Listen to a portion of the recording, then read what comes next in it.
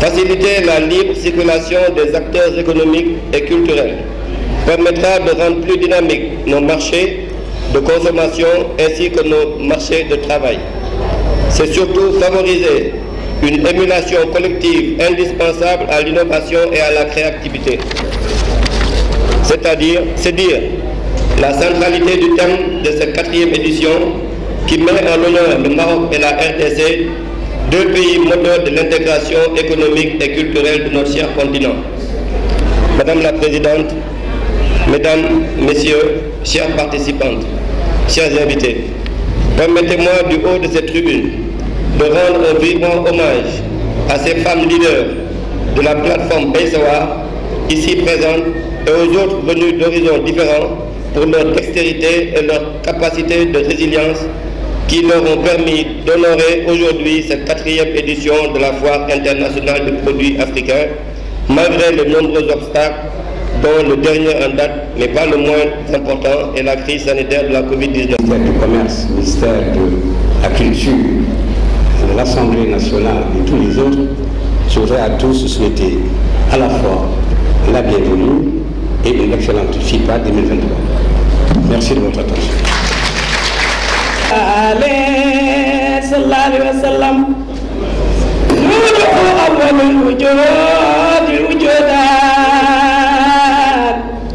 فهو أصل الأصول والأنجال صلى الله عليه وسلم لم يزل نوره بعين الإله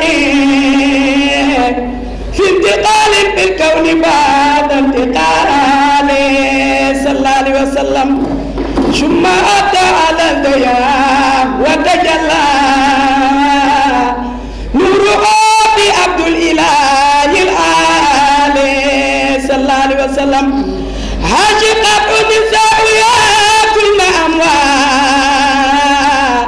لله من أجل البهاء والجمال صلى الله عليه وسلم قال أما الأرام فالموت أولى من أرام ما قال أهل الكمال كم أتبها بشائر وهي حبلى برسول يألو لأهل المعالي صلى الله عليه وسلم حين في بطن عائشة وقدر شهرين لتواءت علم بعد القالي وبدات الرجل يتيمة حسنان سيئة أتت للنال وأتت الأملاك ثم تدلى نور كل نجوم للمفدال صلى الله عليه وسلم وداعت في دار ابن يوسف أو رتم والشوب قول كل رجال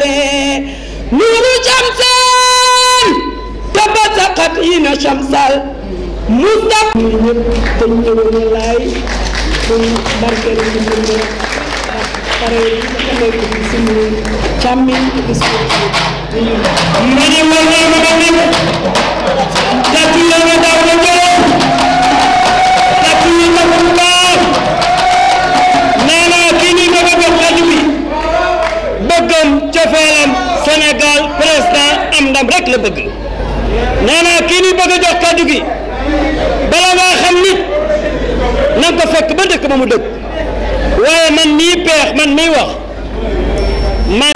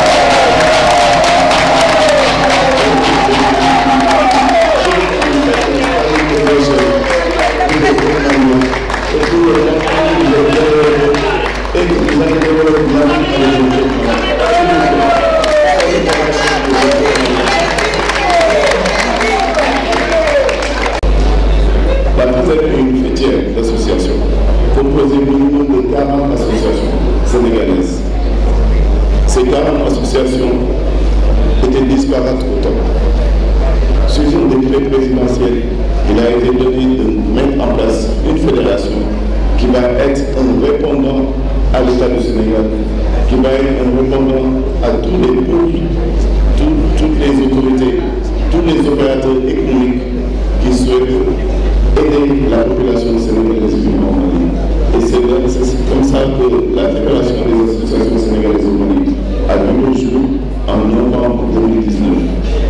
Et jusqu'à présent, nous sommes en symbiose avec toutes ces associations pour essayer de montrer à la diaspora, de montrer à notre patrie que les artisans sénégalais, que les populations sénégalaises, sénégalais au Mali, seront toujours là pour soutenir le développement de l'économie de l'État du Sénégal.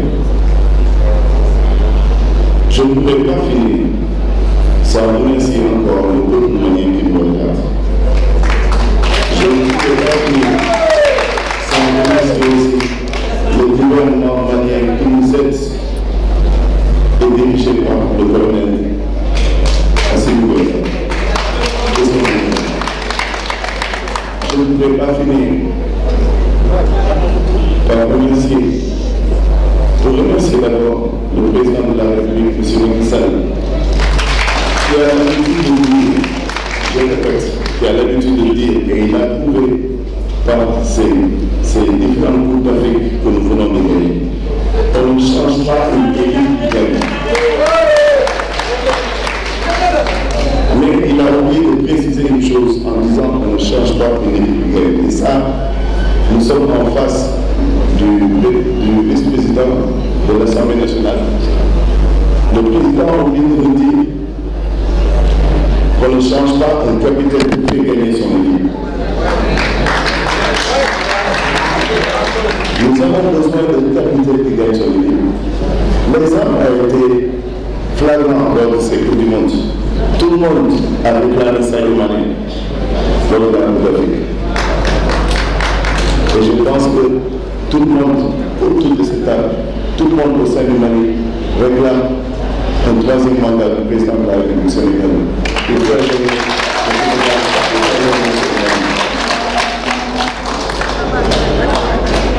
Et je continue ces remerciements surtout par un standing ovation à la présidente de la plateforme Baïsawa, en l'occurrence Mme Fabiola Kane. Merci beaucoup.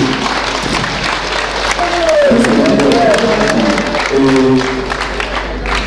ici et maintenant, je dis que la Fédération des associations sénégalaises au Mali vous accompagnera sur toutes les foires internationales que la plateforme Baïsawa organisera à travers le monde. Je vous remercie.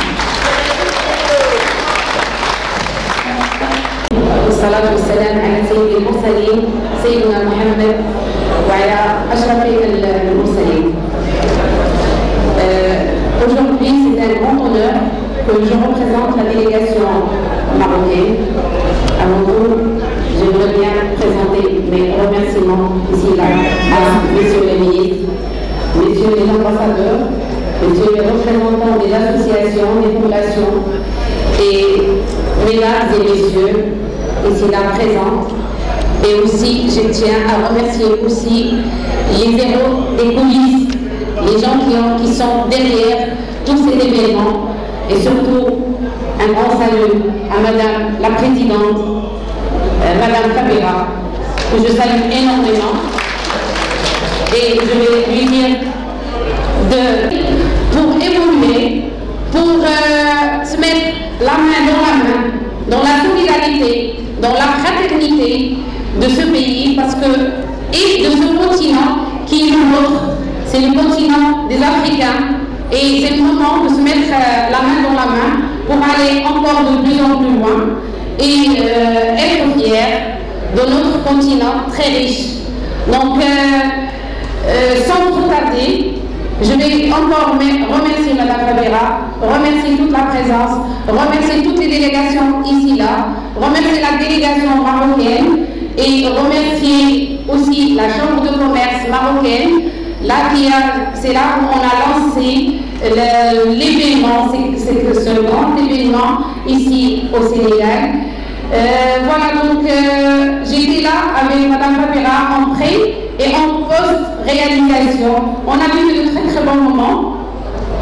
J'espère que ça va encore durer et que la FIFA soit l'exemple et le modèle de tous les événements de l'Afrique. Donc, je te remercie, ma sœur, de m'avoir donné cette occasion. Je remercie encore tout le monde et sans oublier le thé, parce que le thé est un thé marocain, mais le thé, il est africain, que j'ai appris aujourd'hui. Donc, c'était un honneur. Je ne vais pas trop tarder. Juste, je vais vous remercier encore. Merci tout le monde. Merci le Sénégal. Merci à tous les Sénégalais. Moi, je vais dire, nous, en tant que Marocains, on se sent chez nous. Les Sénégalais là-bas, ils se sentent chez eux. Et on reste frères et sœurs pour la vie. Troisième vice-président de l'Assemblée nationale pour venir donc donner le mot. Merci beaucoup.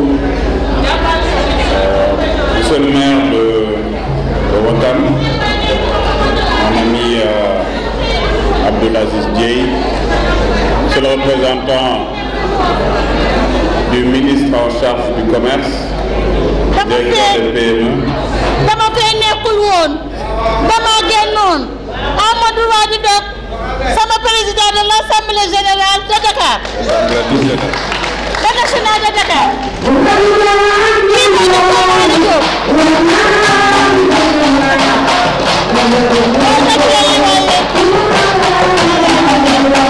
Yóbbu Paris. Kii moo ñu yóbbu Lisbonne. Kii mooy Dr Malick Diop. Parce que Serigne Touba Mbacké ku ñime dañ laa dee. Sama waa jaa ngi nii toog. Bu ñu ñimee ba làng 14 saisons woo àdduna si yëpp wala bii avion yaa ngi nii wala bii Makka yaa ngi nii sama doom jàngoo ko daga sa loxo dama yow dana neex na ko te encore tu es encouragé quand tu es un juré quoi. Merci beaucoup. Merci. Adja Mati Fall maa ngi lay remercier. Di remercier Djibi Dramé, di remercier Frère Kissé. Je reprends donc les salutations au maire de Ouakam, premier magistrat de la commune, mais également aux représentants du ministre en charge du commerce en déplacement, le directeur des PME, Mme Seydina Ndiaye, les ambassadeurs ici présents, les représentants des différents pays, de Mali, la Côte d'Ivoire, mais également la RDC, pays invité d'honneur, le Maroc qui est mon second pays. Je profite de l'occasion également pour saluer tout le monde, tous les acteurs économiques qui sont là présents et féliciter Fabira pour la 4e édition de la Foire internationale des produits africains. Et là, je veux préciser les éléments importants qui font qu'on se retrouve ici. Parce que Fabira, vous avez effectivement à plusieurs reprises travaillé sur le plan économique. En tant qu'opératrice économique, nous avons fait ensemble beaucoup de pays. La France, la Russie, le Kazakhstan, les Émirats, etc. Dans beaucoup de pays où vous avez dignement représenté le Sénégal. Je voudrais également profiter de l'occasion pour dire que la Foire internationale des produits africains, par la première édition, au départ c'était pas très grand, mais aujourd'hui la Foire internationale des produits africains a une dimension internationale exceptionnelle. J'ai fait pendant 10 ans beaucoup de foires, de salons d'exposition à travers le monde, étant vice-président même de la commission exécutive du Bureau international des expositions. Mais dans les standards internationaux, vous êtes arrivé à relever le défi et d'arriver au niveau des standards internationaux. Et maintenant, je reviens sur l'aspect purement diplomatique. Au moment où un chef d'État n'a rien compris à l'Union africaine, ayant part devers lui pensant que la dimension est importante. Et il est important également, Fabira, c'est juste une idée de pouvoir délocaliser. Pourquoi pas de temps en temps, si vous faites une organisation l'année au Sénégal, que vous faites la même chose en RDC. Par exemple, en une année, on a une organisation au Sénégal, une organisation en RDC. Pourquoi pas la même chose au Maroc, la même chose au Mali, la même chose au Côte d'Ivoire, la même chose au Rwanda, etc. C'est cette dimension-là qu'il faudra faire pour encore augmenter cette intégration africaine. Voilà donc ces quelques éléments que je voulais amener. Féliciter encore Fabira et encore une fois insister sur cette dimension intra-africaine. mbokk yi maa ngi leen di nuyu ñëpp ñi fi toog ñi nga xam ne ku ci nekk yaa ngi jógee ci kuréel bi nga xam ne moom moo la fi indi di wax rek ne damay profiter ci li nga xam ne mooy ndaje bi pour jàpp ne que Fatou Dramé mu Fabira li muy def nii lu am solo la. C'est vrai que li am solo la ci jënd ak jaay yàgg na ko def ni ñu koy def fépp waaye tamit lu am solo la ci li xew tey jii nii ci biir Afrique parce que ku gis tey Afrique ñu xam ne Afrique normalement ci ni mu war a demee benn bopp la kenn waru ko xar ñaar juróom fukki réew ak ñeent lañ juróom fukki ak réew ak ñeent lañ normalement dañ war a bokk ndey bokk baay waaye li xew fële ci Tunisie moom loo xam ne la kenn warul toog di xool di naan lu baax la parce que dañu jël africain yi nga xam ne ay ñu ñuul lañ ñoom ñu considéré que seen président de la république bi nga xam ne tey jii nii moom moo yore moom moo seen njiitu réew li mu def liggéeyul deful li mu war a def ne léegi moom maanaam deful li mu war a def mu wax ak peuple yi ne nañu génnee ñi nga xam ne mooy africain yu ñuul yi ndax ñooñu ñoo ko def ñu ne loolu ñun dañ koy rëbb dinañ ko rëbb ba nga xam ne mu dellu si fi mu war a dellu si wala moom mu jógee foofu nga xam ne foofu la toog loolu lu am solo la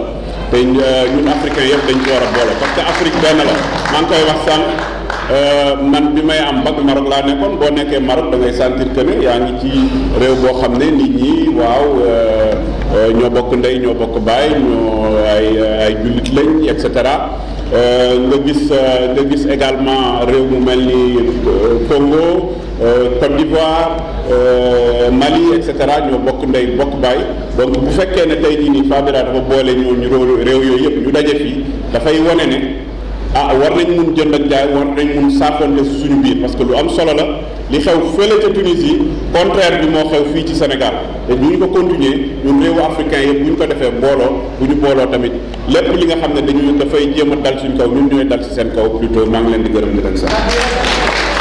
Par ces valeurs de l'Afrique est belle par les valeurs qui sont incarnées dans la femme africaine qui est une mère, qui donne la vie, la femme africaine qui est 50% au-delà même de la productivité africaine, la femme africaine qui est aussi le cœur du développement africain. Je suis au Sénégal, c'est pas un événement que je sois au Sénégal parce que je suis jeune africain, je suis un homme bleu, je suis un homme nigérien, un homme touareg, mais aujourd'hui qui se trouve dans la terre de la Teranga. J'étais tout à l'heure avec des autorités sénégalaises. Dès qu'ils m'ont vu, ils ont dit le Niger. Et ils ont annoncé directement que Al-Husseini, ton président est sénégalais. Effectivement, mon président est sénégalais. Mon président a tous les comportements sénégalais. Mon président a toute la noblesse sénégalaise. Mon président a tous les honneurs du Sénégal. Mon président est un Sénégalais. Donc mon président incarne toutes ces valeurs. Merci Fabira pour m'avoir donné cette occasion de venir chez moi, parce que j'estime être chez moi à Dakar aujourd'hui. Au-delà du thé, au-delà de...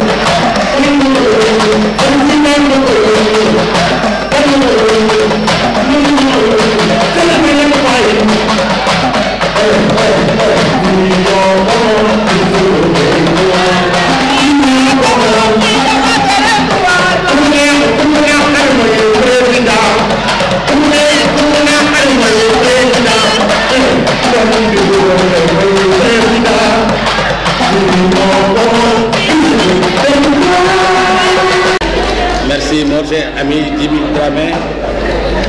Excellence, Messieurs les ambassadeurs ici présents, honorables députés, chers amis, Dr Malick Diop, pour votre présence, messieurs les anciens ministres, je veux citer M. Babacar Gaye, ancien ministre, je veux citer M. Mamadou Boussoley, ancien ministre et souteneur infatigable de la FIPA. Merci d'être présent. Madame la promotrice de la FIPA et présidente de la plateforme Baïsawar, Madame Fatou Dramé, Mesdames, Messieurs les invités, Monsieur le parrain, Monsieur Dior, Mesdames, Messieurs les représentants des délégations africaines ici présentes, je veux parler du Maroc, de la RDC, du Mali, de tout le continent africain. Chers invités, chacun pour son rang et grade. Permettez-moi de ne pas oublier celui qui nous accueille ici, M. le maire, M. Gueye, Aziz Gueye. Permettez-moi également de saluer l'administrateur ou le représentant de l'administrateur du monument de la Renaissance, le monument historique que nous a légué l'ancien président de la République, son Excellence, M. Abdoulaye Wade. La célébration de la 4e édition de la FIPA, dans sa régularité, témoigne à suffisance que c'est un franc succès.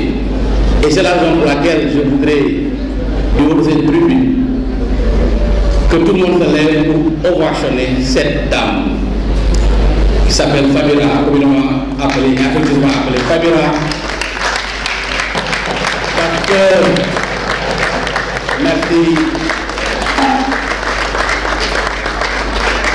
merci beaucoup, merci pour ce standing ovation à l'endroit de cette brave dame que j'appelle communément aussi une lionne, une championne, une capitaine d'industrie. Fabira, elle fait dans la réduction des disparités qui séparent les hommes et les femmes, parce qu'elle encourage les femmes dans la transformation, dans la production, dans la distribution. Elle aide beaucoup de femmes à générer des revenus. Et cela, il me plaît de le dire, à la veille de la célébration de la journée internationale de la femme qui sera célébrée demain par tous les pays du monde. Je le dis, et juste pour vous rappeler et donner quelques statistiques de la Banque mondiale. Les femmes jouissent environ 70%, 77% autant pour moi, des droits qui sont reconnus aux hommes. Ça, c'est des statistiques de 2022 de la Banque mondiale pour montrer l'écart, les disparités qui existent entre les hommes et les femmes. Et Fabira, aujourd'hui, joue un rôle extrêmement important pour appuyer les femmes.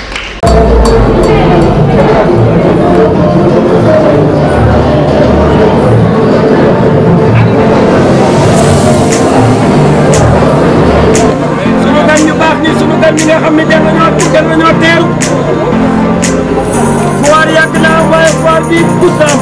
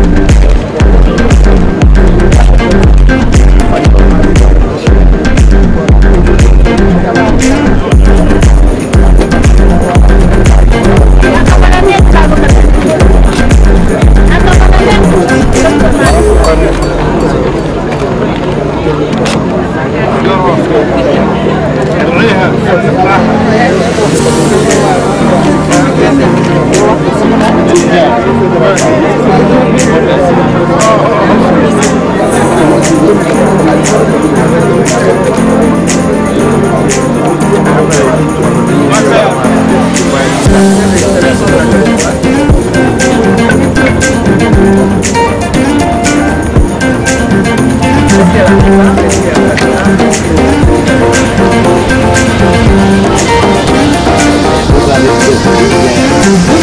laisse l'ambassade de Côte d'Ivoire. Donc, la promotion des produits, de la gastronomie de partout du pays. Il y a présenter la culture par la candidature. Les tenues sont à base de pâtisserie. On ne peut pas faire ça.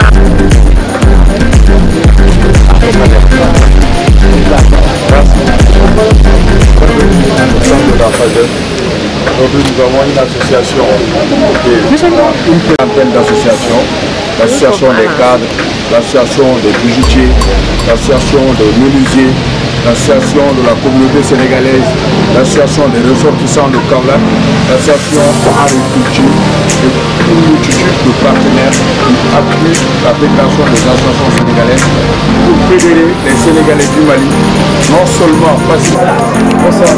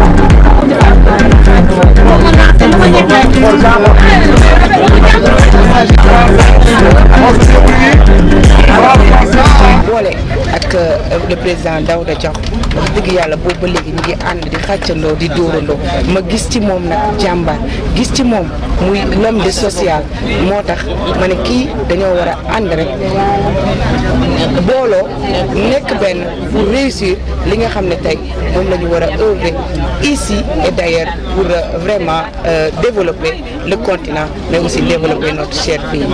Vraiment rafet na xam naa ne amoo jot merci beaucoup. maa ngi gërëm nag sama frère Djibi Dramé parce que tey nga woo ko mu wuy si yaakaar naa ne Djibi Dramé lu ko yëkkati yombul.